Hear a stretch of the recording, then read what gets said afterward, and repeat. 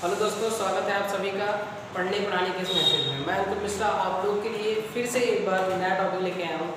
काफ़ी बच्चों की डिमांड थी कि सर प्रोनाउन की क्लास दी जाए, तो प्रोनाउन की क्लास आज हम लोग स्टार्ट करेंगे, ये उम्मीद करते हुए कि नाउन की बेसिक आप लोग को जानकारी होगी। चलिए बेटा, देर न करते हुए इस टॉपिक को शुरू करते हैं। फिलहाल इस टॉपिक को शुरू करने से पहले थोड़ी सी बेसिक जानकारी लेते हैं नाउन के बारे में। क्यों? क्योंकि विदाउट छोटी सी जानकारी नाउन हम लोग कुछ प्ले नहीं कर पाएंगे। तो भाई सबसे पहले छोटी सी बात क्या देखेंगे कि नाउन क्या होता है। तो नाउन क्या होता है, हम लोग एक छोटी सी डिफिनेशन अगर मिलकर तैयार करने की कोशिश करें तो हम लोग कह सकते हैं कि एवरी नेमिंग वर्ड, हर एक दुनिया में वो चीज़ जिसका कुछ नाम रख दिया जाता है उसे हम लोग क्या कहते हैं भाई? नाउन कहते हैं। नाउन की डिफिनेशन जानने से ज़्यादा जरूरी ये होगा कि हम लोग एक सेंटेंस में ये जान लें कि नाउन का प्लेस क्या होता है। जैसे अगर हम एक सेंटेंस लिखने की कोशिश करें, हमने एक सेंटेंस लिखा, राम इज कॉलिंग सीता। एक सेंटेंस हमने लिखा, तो हमने क्या पाया? हमने पाया ये कि इस पार्ट को हम लोग कहते हैं सब्जेक्ट, इस वाले पार्ट को हम लोग कहते हैं वर्ब, और इस वाले पार्ट को डियर हम लोग कहते हैं ऑब्जेक्ट। सिंपल सी बात है ये, ठीक है ना भाई। इस सेंटेंस को क्या एक तरीके से और लिखा जा सकता है? बिल्कुल लिखा जा सकता है। कैसे लिखा जा सकता है भाई? इसको हम ऐसे भी लिख सकते हैं, ही, राम की जगह अगर हम लोग एक शब्द यूज करना चाहें तो यूज कर सकते हैं ही। उसके बाद इज गोइंग, इज कॉलिंग वाली बात हमारी सेम रही, कोई दिक्कत नहीं हुई। सीता की जगह हम लोग लिख सकते हैं क्या भाई? हर। तो दोस्तों हमें बात यहाँ क्या समझ में आई? हमें बात ये समझ में आई कि सब्जेक्ट कौन बन सकता है। अगर हम पहले सेंटेंस को देखने की कोशिश करें तो राम यहाँ पर एक हमारा नाउन है। क्या भैया? आपका एक नाउन है। सीता को ऑब्जर्व करने की कोशिश करें तो सीता एक क्या है? हमारा नाउन है। अब हमने क्या किया? राम की जगह पर एक वर्ड यूज किया, इसे हम लोग क्या कहते हैं भाई? इसे हम लोग कहते हैं प्रोनाउन। क्या कहते हैं भाई? प्रोनाउन कहते हैं। अगर हम सीता की जगह में जो वर्ड किए हैं, यूज किए हैं, इसे भी हम लोग क्या कहते हैं? प्रोनाउन कहते हैं। तो बेसिक बात ये समझ में आई कि नाउन की जगह पर कौन आ सकता है? प्रोनाउन आ सकता है। ठीक है ना भाई? यहाँ भी नाउन की जगह कौन आ सकता है? प्रोनाउन आ सकता है। तो सिंपल सा स्ट्रक्चर अगर हम लोग मिलकर तैयार करें तो यहाँ पर बात ये समझ में आई कि सब्जेक्ट कौन बन सकता है। सब्जेक्ट बन सकता है एक नाउन, या तो फिर उसकी जगह पर कोई प्रोनाउन। ऑब्जेक्ट कौन बन सकता है? नाउन, या तो फिर उसकी जगह पे कोई प्रोनाउन। तो एक बात क्लियर होगी कि पूरे पार्ट्स ऑफ स्पीच में सब्जेक्ट और ऑब्जेक्ट कौन बनेगा? सब्जेक्ट और ऑब्जेक्ट केवल दो ही लोग बनेंगे, नाउन और प्रोनाउन। या तो नाउन या तो उसके जगह पे कोई भाई प्रोनाउन। तो एक बेसिक सी बात हमको ये क्लियर हो गई कि नाउन का प्लेस क्या होता है किसी सेंटेंस में। किसी सेंटेंस में नाउन का प्लेस होता है या तो सब्जेक्ट या फिर क्या भैया का? ऑब्जेक्ट। इसके जगह पर चाहे जो लिखा जाएगा, चाहे जो ही शब्द लिखा जाएगा, वो नाउन कहलाया जाएगा। एक एग्जांपल और तैयार करते हैं दोस्तों। इसे हमने कहा कि टू स्मोक इज हार्मफुल। तो अगर मैं कहूं तो ये वाला पार्ट हमारा वर्ब हुआ, वर्ब के पहले वाला पार्ट हमारा क्या हुआ? सब्जेक्ट। तो सब्जेक्ट कौन हो सकता है? सब्जेक्ट हो सकता है हमारा नाउन। अर्थात ये भी वर्ड हमारा क्या हुआ? नाउन। वर्ब के पहले का जो भी पार्ट होता है हमारा डियर, वो होता है हमारा सब्जेक्ट। और सब्जेक्ट कौन हो सकता है? नाउन या तो प्रोनाउन। तो आई होप कि आपको बेसिक भी जानकारी होगी कि नाउन क्या होता है। ठीक है ना भाई? तो नाउन कह सकते हैं कि नाउन इज अ वर्ड। अगर हम लोग छोटी सी डिफिनेशन मिलकर तैयार करें तो कह सकते हैं कि noun is a word which is used in place of noun, sorry in place of subject और ऑब्जेक्ट। मतलब नाउन ऐसे शब्द हुए जो किसी सेंटेंस में सब्जेक्ट की जगह पर या फिर ऑब्जेक्ट की जगह पर यूज किए जाते हैं। ये बात हमको क्लियर हुई। अब चलिए, तो हम लोग टॉपिक यहाँ कौन से पढ़ने वाले हैं? टॉपिक हम लोग पढ़ने वाले हैं प्रोनाउन। तो अब बात ये उठती, प्रश्न ये उठ जाता है कि अगर नाउन था सब्जेक्ट की जगह पर यूज करने के लिए, ऑब्जेक्ट की जगह पर यूज करने के लिए नाउन था, तो प्रोनाउन की आवश्यकता क्यों आ पड़ी? तो प्रोनाउन का यूज हम लोग क्यों कर रहे हैं अगर हमारे पास नाउन है? ठीक है। तो दोस्तों एक सेंटेंस लिखने की कोशिश करते हैं आप लोग के सामने। जरा देखिएगा, जैसे मैं एक सेंटेंस लिखूं यहाँ पे कि Ram wakes up in morning and Ram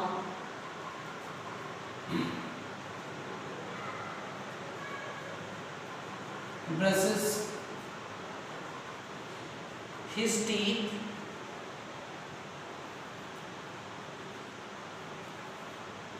later on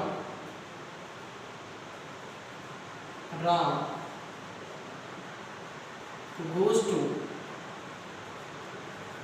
market. Ram goes to market. तो अगर हम इस सेंटेंस को ऑब्जर्व करने की कोशिश करें तो यहाँ पर एक बार राम आया, दोबारा फिर से राम आया और तिबारा तीसरी बार देखे तो फिर से राम आया। अब इस सेंटेंस को दोस्तों एक बार मेरे साथ आप लोग पढ़िए और देखिए क्या इसमें थोड़ी सी दिक्कत आ रही है। पहली दिक्कत यहाँ पे क्या हुआ कि Ram wakes up in the morning and Ram brushes his teeth later on Ram goes to market. तो क्या देख रहे हैं कि एक सेंटेंस में बार बार नाउन आया, यहाँ पर नाउन आया, फिर उसी की जगह पे फिर से नाउन आया, फिर तीसरी बार नाउन आया। तो कहीं ना कहीं किसी एक सेंटेंस में बार बार नाउन को प्रयोग करने से सेंटेंस की खूबसूरती भंग हो रही है, सेंटेंस को पढ़ने में दिक्कत आ रही है। सेंटेंस के स्ट्रक्चर तो बिल्कुल सही हुआ, ग्रामेटिकली रूप से स्ट्रक्चर हमारा बिल्कुल सही हुआ, लेकिन दिक्कत क्या आई? दिक्कत ये आई कि सेंटेंस को जो ऑब्जर्वेशन है, जो पढ़ने में उसकी खूबसूरती है, वो कहीं ना कहीं दिक्कत कर रही है। तो इस चीज़ से बचने के लिए, नाउन को बार बार रिपीट करने से सेंटेंस की खूबसूरती भंग होती है, तो इस चीज़ से बचने के लिए या इस चीज़ को अवॉइड करने के लिए हम लोग क्या करते हैं, नाउन की जगह पर एक प्रोनाउन यूज कर देते हैं। हालांकि ये बात बिल्कुल अपने आप में सही हुई। तो इसके जगह अगर हम लोग ये शब्द यूज करें, शब्द हुआ ही, अगर इसके जगह हम लोग शब्द यूज करें ही, तो सेंटेंस को अब दोस्तों हमारे साथ पढ़ने की कोशिश करिए तो पहले से बेहतर ये आपको लगेगा। जैसे Ram wakes up early in the morning and he brushes his teeth later on he goes to market। तो क्लियर हुई बात? तो यहाँ पर बात क्या क्लियर हुई कि जब जैसे ही हमने नाउन की जगह पर एक बार नाउन और दोबारा हम लोगों ने प्रोनाउन यूज किया, वैसे ही सेंटेंस अपने आप में अच्छा हुआ, अपने आप में अच्छा हुआ। तो प्रोनाउन का यूज क्या हुआ? तो आपने देखा कि प्रोनाउन का यूज हमने नाउन की जगह पर किया। क्यों किया? नाउन की रिपीटेशन को हटाने के लिए। तो आइए दोस्तों हम लोग मिलकर यहाँ पर नाउन की अर्थात प्रोनाउन की डिफिनेशन मिलकर तैयार करने की कोशिश करें। तो प्रोनाउन की डिफिनेशन क्या तैयार होगी माय डियर? आई होप कि क्लियर आप लोग को दिख रहा होगा प्रोनाउन। तो प्रोनाउन की अगर डिफिनेशन हम लोग तैयार करें तो हम लोग क्या कह सकते हैं कि pronoun is a word which is used in place of noun, N-O-U-N। ठीक है बात? तो ये क्या हुआ? प्रोनाउन एक वर्ड हुआ जो किसी भी नाउन की जगह पर आता है। ठीक है बात? ये आता क्यों है? तो आता किस लिए है दोस्तों? टू अवॉइड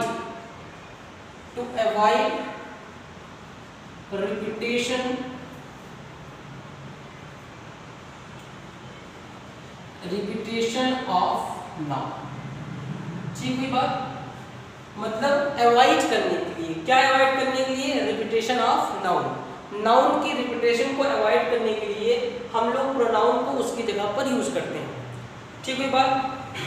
तो आई होप कि ये आपको क्लियर हो गया होगा कि व्हाट इज प्रोनाउन, प्रोनाउन क्या होता है। प्रोनाउन वाली बात आपको एकदम क्लियर हो रही होगी। ठीक है भाई दोस्तों, मैं चाहूँगा कि आप लोग बीच बीच में वीडियो को पॉज करके चीज़ों को अपने तरीके से समझें और बीच बीच में इसका स्क्रीनशॉट लेते रहें, जैसे कि आप डेफिनेशन को अपने नोट्सबुक में अच्छे से लिख सकें। तो चलिए, मैं उम्मीद करता हूँ कि आप लोगों ने इन सभी चीज़ों का स्क्रीनशॉट ले लिया होगा। हम बात को आगे बढ़ाते हैं। तो चलिए एक बार प्रोनाउंस के types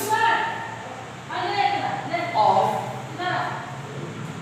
pronoun, types of pronoun को हम लोग डिस्कस कर रहे हैं दोस्तों। कुछ दोस्तों के दिमाग में ये भी बात चली होगी कि ये वीडियो किसके लिए उपयोगी है।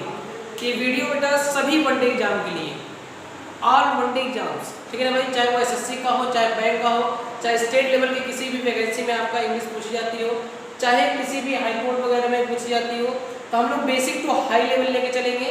सारे वनडे एग्जाम में हर टाइप के प्रश्न को डिस्कस भी करेंगे और आपको ये भी दिखाएंगे कि किस तरह से one day examination pronouns question बना के हमको फंसाने की कोशिश करते हैं। ठीक हुई बात। सबसे पहले हम लोग यहाँ पर देखने की कोशिश करेंगे दोस्तों पर्सनल प्रोनाउन। किसको भाई? Personal pronoun. Personal pronoun. Personal pronoun को समझने से पहले बेटा मैं आपको देना चाहता हूँ कि जब कोई भी बात होती है तो उसमें 3 प्रकार के लोग शामिल होते हैं। जैसे पहला होता है फर्स्ट पर्सन। फर्स्ट पर्सन किसे कहते हैं? जो स्पीकर होता है, ठीक है भाई। और होता है दूसरा सेकंड पर्सन। सेकंड पर्सन कौन हुआ? जो बात को सुनता है। जैसे मैं आपके सामने कोई बात कर रहा हूँ तो मैं स्पीकर हूँ, ठीक है ना, तो मैं कहलाऊंगा first person. And you guys are listening my language, my things whatever I am teaching in front of you. जो कुछ भी मैं आपके सामने पढ़ा रहा हूँ उसको सुन रहे हैं आप लोग, तो आप लोग लिसनर हो गए, अर्थात श्रोता, मतलब सेकंड पर्सन हो गए। थर्ड पर्सन कौन हुआ? थर्ड पर्सन वो हुआ जिसके बारे में हम बात करते हैं।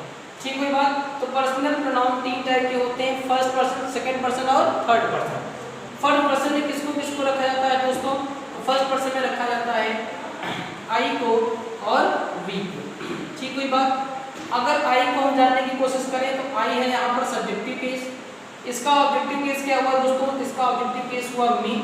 इसका पॉजिटिव केस क्या हुआ? इसका पॉजिटिव केस हुआ दोस्तों, ये हुआ ऑब्जेक्टिव केस, ये हुआ पॉजिटिव केस। पॉजिटिव केस मतलब जो अधिकार दिखाता है, जो प्रोनाउन किसी भी नाउन पर अधिकार दिखाएगा। जैसे आप लोगों ने देखा होगा my brother, my sister, my village, my country, अर्थात माई कभी भी अकेला नहीं आता, इसके बाद हमेशा कोई न कोई नाउन जुड़ा होता है। ठीक है भाई।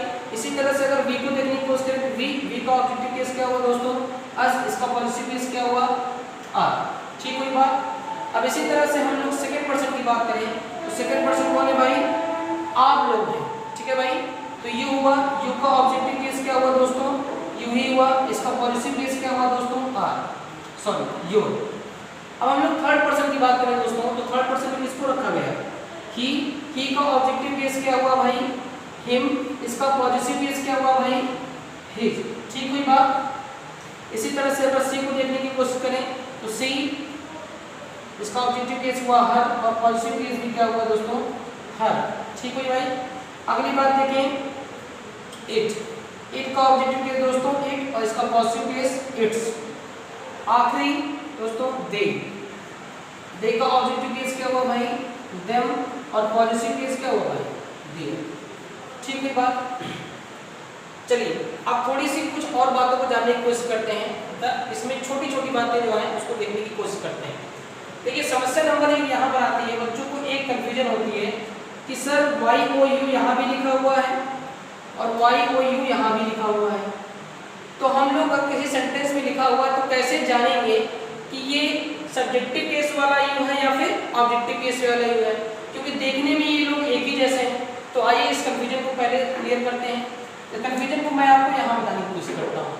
अभी आप लोगों ने देखा बेटा कि एक सेंटेंस में क्या होता है? सब्जेक्ट होता है, वर्ब होता है और ऑब्जेक्ट होता है। तो अगर मैंने यहाँ लिखा कि यू कॉल हिम, तो ये क्या हुआ? ये हुआ हमारा सब्जेक्टिव केस। क्यों? क्योंकि ये वर्ब के पहले आया। अगर मैं यहीं पर लिखने की कोशिश करूँ तो आप लोग कह सकते हैं कि आई कॉल यू, तो आपने देखा ये हुआ हमारा वर्ब और वर्ब के बाद अब क्या है हमारा भाई? यू आया। इसका मतलब जब ये वर्ब के बाद आता है तो ये कहा जाता है ऑब्जेक्टिव केस में, जब ये वर्ब के पहले आता है तो कहा जाता है सब्जेक्टिव केस में। अर्थात यहाँ पर अगर इसको हम लोग ट्रिक बनाने की कोशिश करें तो कह सकते हैं कि अगर ये वर्ब के पहले आया तो सब्जेक्टिव केस और वर्ब के बाद आया तो क्या भाई आपका? Objective case. ये समस्या नंबर 1 थी हमारी। अगर हम लोग दूसरी बात जानने की कोशिश करें तो दूसरा यहाँ पर आपको कंफ्यूजन दिखा, यहाँ पर लिखा हुआ है हर और यहाँ पर भी लिखा हुआ है हर, तो कौन सा वाला हम सोचें? हम लोग कब कहेंगे कि हर ऑब्जेक्टिव केस में है और हम लोग कब कहेंगे कि हर कौन से केस में? पॉजिटिव केस में। तो आइए इस कंफ्यूजन को भी क्लियर कर लेते हैं दोस्तों। अगर हम इसको समझने की कोशिश करें तो मैंने कहा आई कॉल हर, ठीक हुई बात। तो यहाँ पर हर हमारा क्या हुआ? ऑब्जेक्टिव केस में हुआ। अगर मैं इसी बात को इस तरह से लिखने की कोशिश करूं कि आई कॉल्ड, ऐसे सोचते हैं, आई कॉल्ड हर ब्रदर, ठीक है बात, आई कॉल्ड हर ब्रदर। तो यहाँ पर हर के बाद देखिए तुरंत एक क्या है, तुरंत ही एक नाउन है। बात समझ में भाई। तो जब भी हर के बाद कोई नाउन आता है तो ये इस पे अपना पोजीशन दिखाने की कोशिश करता है। क्या दिखाने की कोशिश करता है? पोजीशन, मतलब अधिकार। हर ब्रदर, हर सिस्टर, हर मदर, हर विलेज। तो ये वाला क्या कहलाएगा आपका? पॉजिटिव केस कहलाएगा। ठीक है ना भाई। और अगर हर हमारा आ रहा है अकेले, कैसे भाई? अकेले, तो ये कहा जाएगा आपका ऑब्जेक्टिव केस वाला। जैसे यहाँ पर देखिए आया अकेले। ठीक कोई बात। अब हम लोग बात को अगर आगे बढ़ाने की कोशिश करें तो यहाँ पर तीसरी कंफ्यूजन हमको दिख रही है क्या भाई? यहाँ भी दिखा हमको इट और यहाँ भी दिखा हमको इट। तो कौन सा वाला इट ऑब्जेक्टिव केस का है और कौन सा वाला इट हमारे दोस्तों सब्जेक्टिव केस का है? तो फिर से वही बात यहाँ पर क्लियर हुई कि अगर वर्ब के पहले आया, वर्ब के पहले इट आ रहा है तो ये सब्जेक्टिव केस वाला हुआ। वर्ब के बाद आया दोस्तों तो ये कौन सा वाला? ऑब्जेक्टिव केस हुआ। ठीक हुई बात। चलिए दोस्तों इसका भी एक एग्जांपल लिख लेते हैं। आई होप कि आप लोगों ने पीछे वाली बात देख ली होगी, तो इसको हम लोग रिवाइज करने की कोशिश कर रहे हैं। चलिए तो इसका अगर एग्जांपल तैयार करने की कोशिश करें तो मैंने कहा इट इज अ पेन। तो यहाँ पर इट क्या हुआ दोस्तों? सब्जेक्टिव केस हुआ। मैंने कहा आई टेक इट, तो यहाँ पर दोस्तों क्या हुआ? ऑब्जेक्टिव केस हुआ। आपको बात क्लियर हो गई होगी। क्यों? क्योंकि यहाँ पर ये वाली बात आई वर्ब के बाद और यहाँ पर ये वाली बात आई है वर्ब के पहले। ठीक है बात दोस्तों। मैं उम्मीद कर रहा हूँ कि आपको ये जो छोटी से छोटी कंफ्यूजन है, बेसिक कंफ्यूजन है, वो एकदम क्लियर हुई होगी। अब हम लोग दोस्तों इसमें छोटी छोटी बात और जानने की कोशिश करते हैं। ठीक है भाई। इसमें और एक छोटी सी बात क्या देखने की कोशिश करेंगे दोस्तों। सबसे पहली बात दोस्तों, आप वीडियो को पॉज करके इसका एक स्क्रीनशॉट ले लीजिए, जैसे कि आप लोग चीज़ों को अच्छे से समझ सकें, क्योंकि अब इसमें हम लोग कुछ चीज़ें बीच बीच में इरेज भी करते रहेंगे। ठीक हुई बात। चलिए आई होप कि आप लोगों ने स्क्रीनशॉट ले लिया होगा इसका। आगे देखते हैं। देखिए दोस्तों, वैसे तो आई होता है हमेशा सिंगुलर, तो इसको यूज हम लोग करते हैं हमेशा सिंगुलर। इसके साथ जब भी यूज करेंगे तो कौन से वर्ब यूज करेंगे? Singular helping verb. हमेशा सिंगुलर हेल्पिंग वर्ब इसके साथ यूज करते हैं। ठीक है ना। लेकिन दो जगह पर, मतलब आपका मैं कहना चाहता हूँ कि प्रेजेंट का इंडेफिनिट और प्रेजेंट का परफेक्ट, इसके साथ हम लोग यूज कर लेते हैं प्लरल हेल्पिंग वर्ब। कौन से हेल्पिंग वर्ब भाई? प्लरल हेल्पिंग वर्ब, जैसे डू, हैव, ये सारी वर्ब। और बाकी सभी के साथ हमेशा आई के साथ हम लोग सिंगुलर हेल्पिंग वर्ब यूज करते हैं, चाहे वो आई के साथ एम हो, चाहे वो आई के साथ वॉच हो। बाकी सभी जगह हम लोग इसको सिंगुलर ही समझने की कोशिश करते हैं। अगर हम वी को जानने की कोशिश करें तो वी के साथ हमेशा यूज होती है प्लरल हेल्पिंग वर्ब। ठीक है भाई। अगर देखो भाई, हम फर्स्ट पर्सन का मतलब हम लोग स्पीकर की बात करें, जैसे मैं बोल रहा हूँ तो मैं क्या हूँ भाई आप लोग का? First person. तो मेरा प्लरल क्या होगा? जैसे मैं कहूँ कि मेरा प्लरल, फर्स्ट पर्सन का प्लरल क्या होगा? तो अगर मैं नहीं बोलूँगा तो कौन बोलेगा? हम लोग बोलेंगे। तो अगर आई का प्लरल जानने की कोशिश करें तो आई का प्लरल क्या हुआ भाई? आई का प्लरल हुआ वी। ठीक है भाई। दोस्तों अगर कोई भी कंफ्यूजन आपको किसी भी वर्ड में होती है तो आप कमेंट सेक्शन में अपनी क्वेरी को पूछ सकते हैं, नहीं तो आप हमारे व्हाट्सएप नंबर पे चीज़ों को व्हाट्सएप करके पूछ सकते हैं। व्हाट्सएप नंबर है हमारा 6386743202। ठीक है भाई। इस पे आप क्वेरी अपनी पूछ सकते हैं। चलिए तो इसके साथ यूज करना हुआ प्लरल हेल्पिंग वर्ब। और आगे की चीज अगर देखने की कोशिश करें दोस्तों, आप लोगों ने इसको नोट ही कर लिया होगा। यहाँ पे देखते हैं यू, यू के साथ हमेशा यूज होती है प्लरल हेल्पिंग वर्ब। ठीक हुई बात। अगर कोई आपसे पूछे कि यू का प्लरल क्या हुआ, तो यू का प्लरल यू ही होता है, चाहे मैं आप बोलूं, चाहे आप लोग बोलूं, चाहे आप सब बोलूं। ठीक है ना भाई। जैसे मैंने बोला you are going to school, इसका मतलब क्या हुआ? तुम विद्यालय जा रहे हो। अगर मैंने कहा तुम लोग विद्यालय जा रहे हो या आप लोग विद्यालय जा रहे हो, तब भी हम क्या बोलेंगे? You are going to school. अर्थात अगर समझने की कोशिश करें तो यू का प्लरल भी क्या होता है? यू ही होता है। ठीक है ना भाई। चाहे कोई तुम बोले, चाहे तुम सब बोले, चाहे तुम लोग बोले, चाहे आप बोले, चाहे आप लोग बोले, चाहे आप सब बोले, सभी की स्पेलिंग होती है दोस्तों यू। ठीक हुई बात। चलिए आगे चलते हैं। अगर हम लोग ही को देखने की कोशिश करें तो ही जेंडर में कौन सा होता है? होता है मैस्कुलाइन जेंडर। कौन सा जेंडर होता है दोस्तों? Masculine gender. हम लोगों ने नाउन में पढ़ा था इसको। ठीक है ना भाई।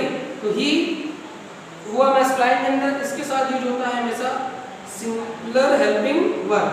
अगर इसी के रिस्पेक्ट में हम सी की बात करें तो सी होता है फेमिनाइन जेंडर, इसके साथ यूज करते हैं हम लोग फिर से सिंगुलर हेल्पिंग वर्ब।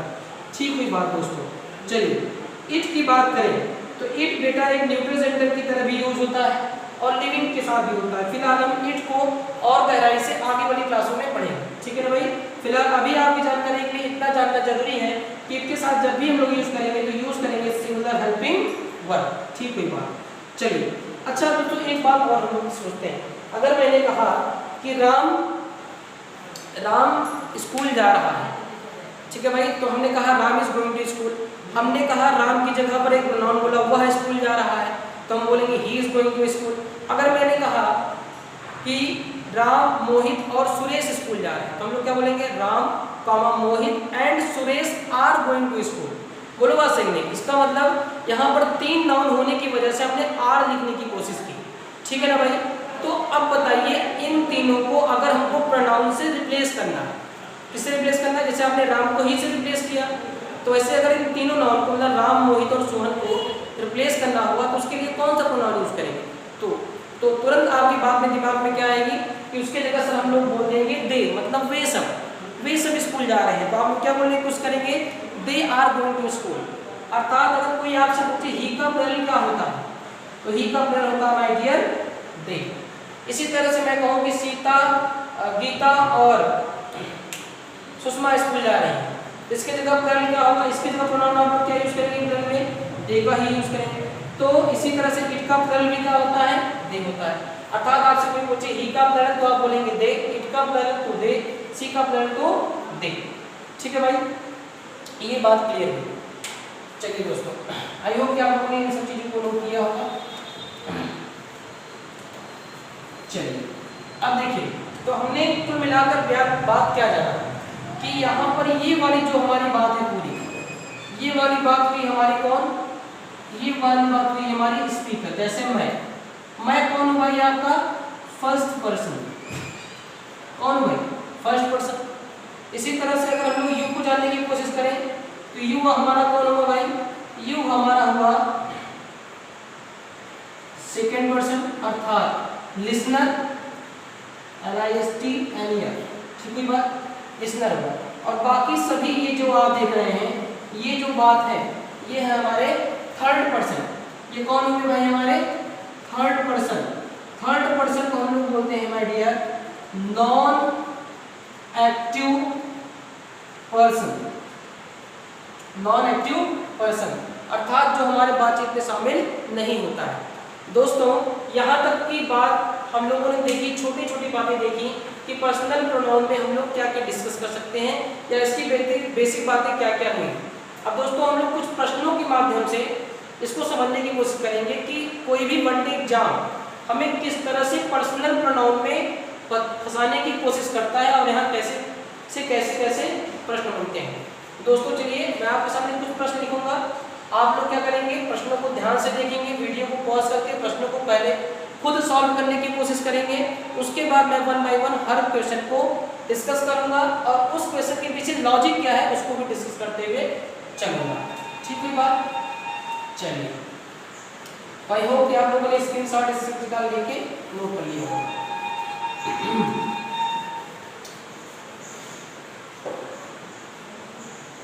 चलिए दोस्तों देखते हैं, पहला प्रश्न मैंने आपके सामने लिखने की कोशिश की, आप लोग बताइएगा कि इन सभी चीजों में क्या दिक्कत हुई।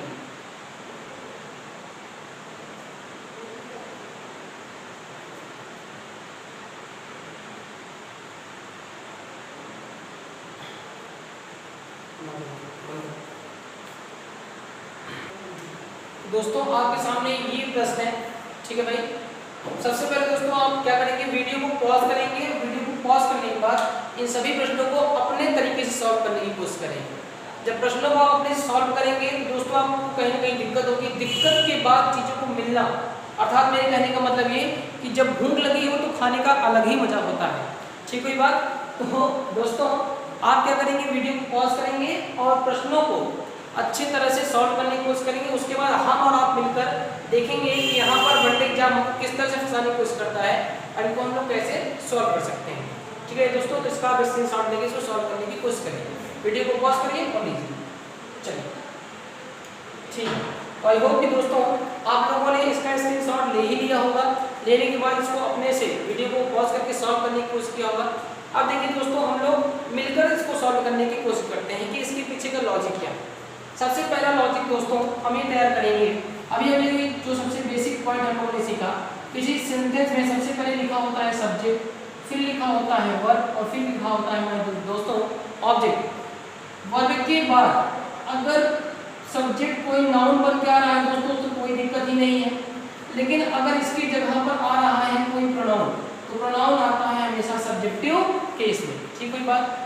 अगर वर्ब के बाद कोई ऑब्जेक्ट नाउन बन के आ रहा है तो दोस्तों कोई दिक्कत नहीं, लेकिन अगर इसके बाद कोई आ रहा है प्रोनाउन तो प्रोनाउन आएगा। अभी आप लोगों ने सीखा था कि प्रोनाउन होता है हमेशा ऑब्जेक्टिव केस में।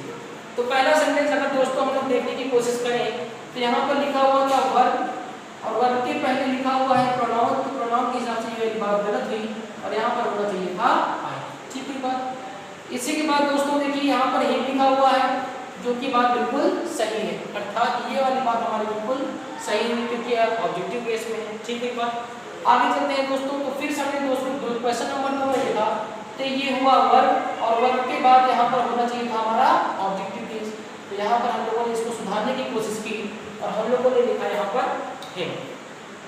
आई होप कि दोस्तों आप लोगों ने ये बात देख ली होगी कि यहाँ पर किस तरह से ये चीजें बन रही हैं। ठीक है बात।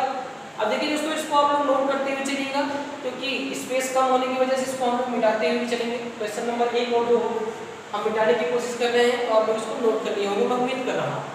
चलिए ठीक है, तो इसको मिटा के क्वेश्चन नंबर 3 को डिस्कस करने की कोशिश करते हैं। अब देखिए दोस्तों, एसएससी यहाँ पे हमसे एक अलग लॉजिक पूछ लेता है और ये अगला लॉजिक क्या है? अगला लॉजिक है दोस्तों, आप लोग देख रहे हैं कि ये टू एक है प्रपोजिशन। टू हमारा क्या है दोस्तों? टू है हमारा एक प्रपोजिशन। इसके पीछे का लॉजिक क्या है सर? इसके पीछे का लॉजिक है दोस्तों प्रपोजिशन। अगर किसी भी सेंटेंस की शुरुआत में या बीच में प्रपोजिशन आ रहा है तो प्रपोजिशन के बाद जो प्रोनाउन लिखा जाता है दोस्तों वो लिखा जाता है हमेशा ऑब्जेक्टिव केस में। कौन से दोस्तों मित्रों? ऑब्जेक्टिव केस में। तो यहाँ पर क्या दिक्कत हुई दोस्तों? तो हम लोगों ने देखने की कोशिश की कि यहाँ पर टू एक प्रपोजिशन है तो प्रपोजिशन के हिसाब से यहाँ पर सी न लिख के हमको यहाँ पर इसका ऑब्जेक्टिव केस क्या लिखना हो मित्रों? हर लिखना हो। अगर हम लोग आगे देखने की कोशिश करें दोस्तों तो यहाँ पर बिटवीन एक प्रपोजिशन है। प्रपोजिशन के अकॉर्डिंग यहाँ पर आना चाहिए था हमारा ऑब्जेक्टिव केस अर्थात मी। अगर और आगे देखने की कोशिश करें तो यहाँ पर भी हमारा आया है हिम, जो कि बिल्कुल बात सही है क्योंकि हिम हमारा किसमें है? ऑब्जेक्टिव केस में है। बाकी पूरी बात हमारी सही है। चलिए दोस्तों आगे देखते हैं। अगर हम सेंटेंस क्वेश्चन नंबर 5 को डिस्कस करने की कोशिश करें तो हम लोगों ने पाया मित्रों कि Ram distributed the books between. अब बिटवीन एक प्रपोजिशन है, अभी आपने सीखा है, तो प्रपोजिशन के अकॉर्डिंग यहाँ पर कौन सी वाली बात सही मिल गई? हर। यहाँ पर हमारा आना चाहिए था सी का ऑब्जेक्टिव केस मित्रों हर और आई का भी ऑब्जेक्टिव केस मित्रों क्या है? मी। आई होप मित्रों आप लोगों ने यहाँ तक वाली बात देख ली होगी। आप लोग वीडियो को पॉज करिए, वीडियो को पॉज करके क्वेश्चन नंबर 3, 4, 5 को अच्छे से नोट करिए क्योंकि इसको हम लोग दोस्तों इरेज करने चल रहे हैं। चलिए दोस्तों इसको हम लोग मिटाते हैं। आई होप कि आप लोगों ने इसको नोट कर लिया होगा।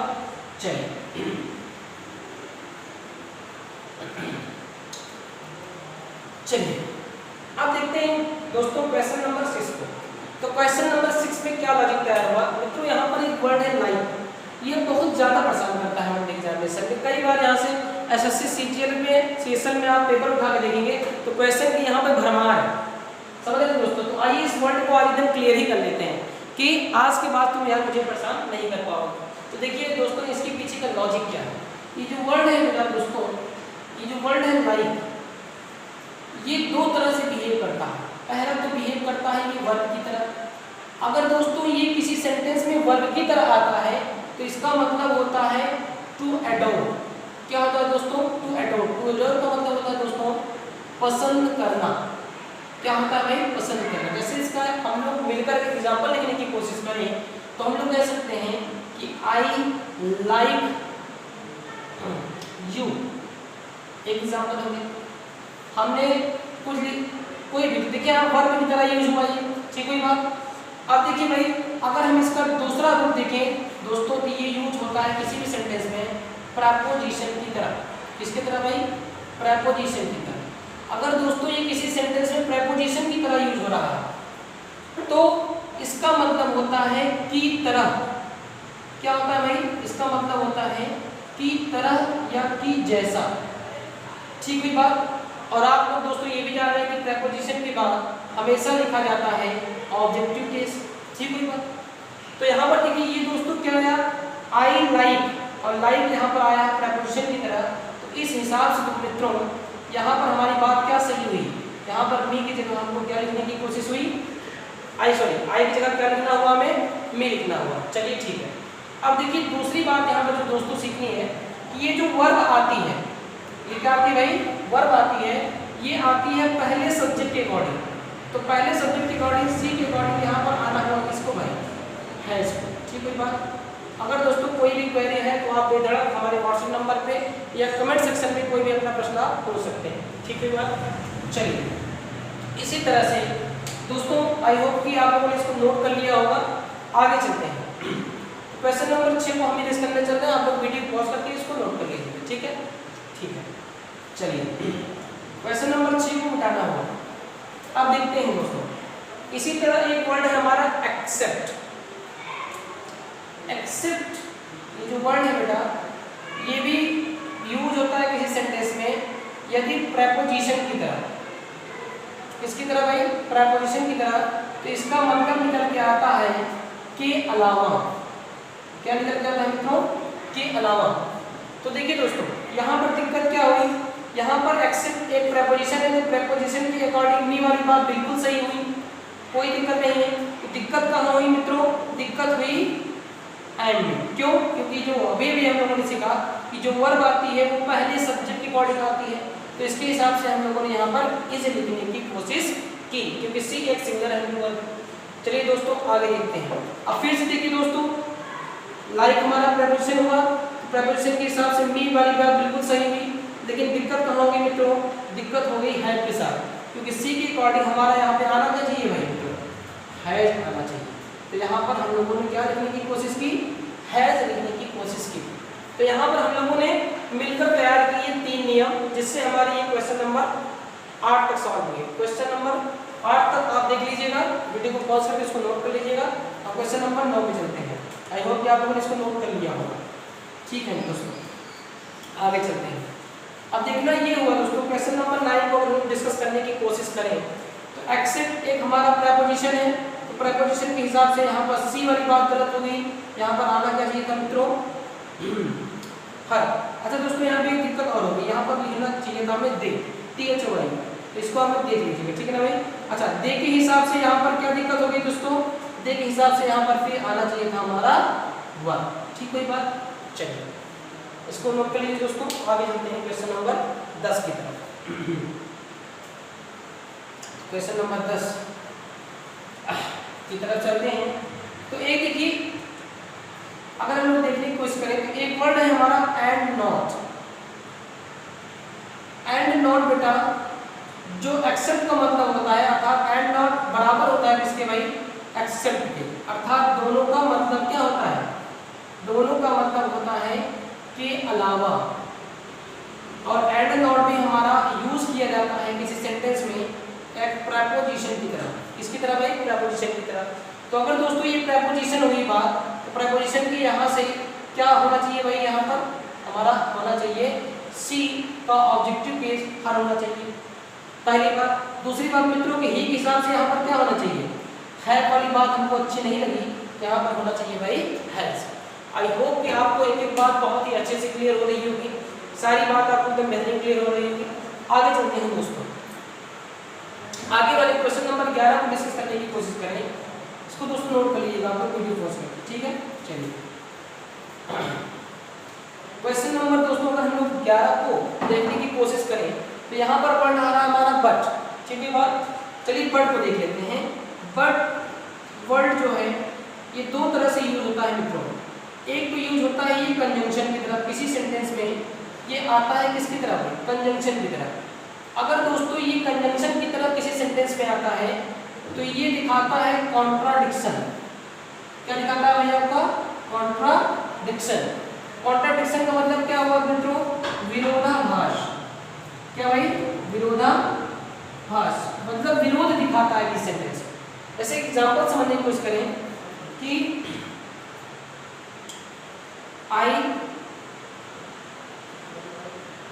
wake up early in the morning, but I do not go for walk।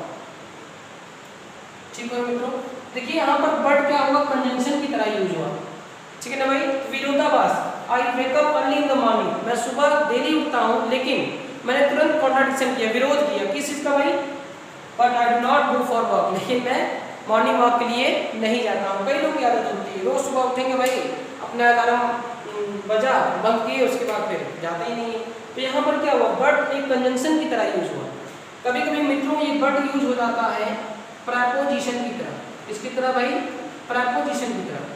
तो जब ये प्रेपोजिशन की तरह होता है मित्रों, तो इसका मतलब भी निकल के आता है कि अलावा। क्या निकल के आता है मित्रों, के अलावा। तो यहाँ पर अगर हम लोग डॉट फॉर्माने की कोशिश करें तो बट आया है प्रेपोजिशन की तरह। अब इसके बाद एक नाउन आया है तो कोई दिक्कत ही नहीं है, लेकिन यहाँ पर दिक्कत क्या हुआ कि ये जो वर्ब आ रही है मित्रों, ये वर्ब आनी चाहिए थी आई के अकॉर्डिंग, जिसके हिसाब से यहाँ पर गलती हो गई। तो यहाँ पर होना चाहिए था आई वाली बात बिल्कुल हमारी सही हो गई। चलिए दोस्तों आगे देखते हैं क्वेश्चन नंबर 12।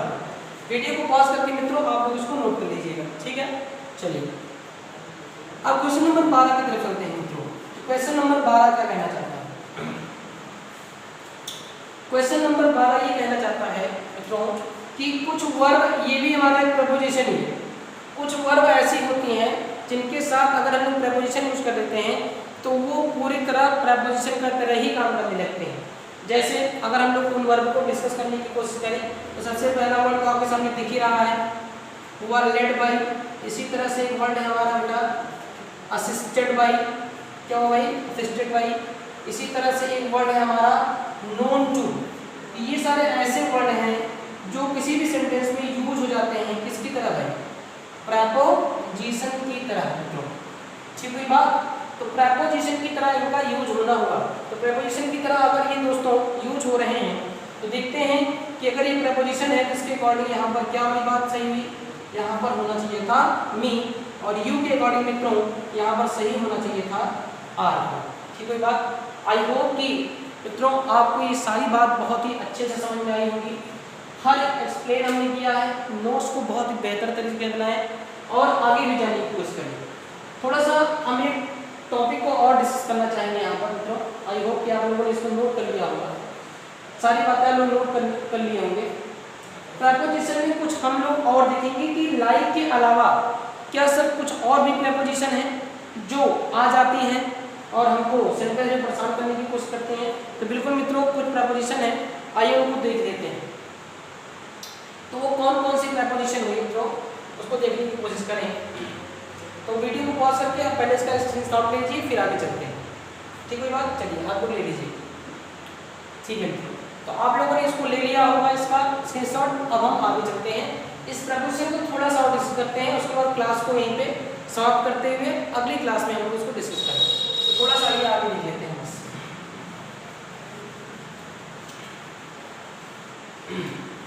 तो बेटा ये देखिए प्रेपोजिशन की तरह कौन कौन यूज करता है। तो प्रेपोजिशन एक तो हो जाता है हमारा पॉजिटिव सेंस में। पॉजिटिव सेंस में कौन कौन आता है हमारा, एक वर्ड आता है लाइक, इसी तरह वर्ड है हमारा विद, इसी तरह वर्ड है हमारा along with। तो ये सारे वर्ड हमारे किसमें आ जाते हैं, पॉजिटिव सेंस देते हैं जब भी ये प्रेपोजिशन की तरह आते हैं। और अगर नेगेटिव सेंस वाले वर्ड कौन कौन से हैं, नेगेटिव सेंस वाले वर्ड है अभी अभी आप लोगों ने देखा है बट, अभी अभी आप लोगों ने देखा एंड नॉट, इसी तरह से आपने वर्ड देखा एक्सेप्ट, कौन सा वर्ड देखा भाई, एक्सेप्ट। और इसी तरह से एक वर्ड है हमारा मित्रों विदाउट। ये सारे ऐसे वर्ड हैं जो नेगेटिव सेंस देते हैं हमेशा और किसी भी सेंटेंस में आते हैं प्रपोजिशन की तरह। तो ध्यान ये रखना है कि ये प्रपोजिशन हुआ, उसके बाद यहाँ पर जो प्रोनाउन आएगा वो आएगा हमेशा ऑब्जेक्टिव केस में। तो आई होप मित्रों आप लोगों ने क्लास को एंजॉय किया होगा। बहुत ही जल्द हम प्रोनाउन के पार्ट सेकंड को लेकर आपके सामने आएंगे। तब तक आप लोग चीज़ों को सीखते रहें, मस्त रहें। धन्यवाद।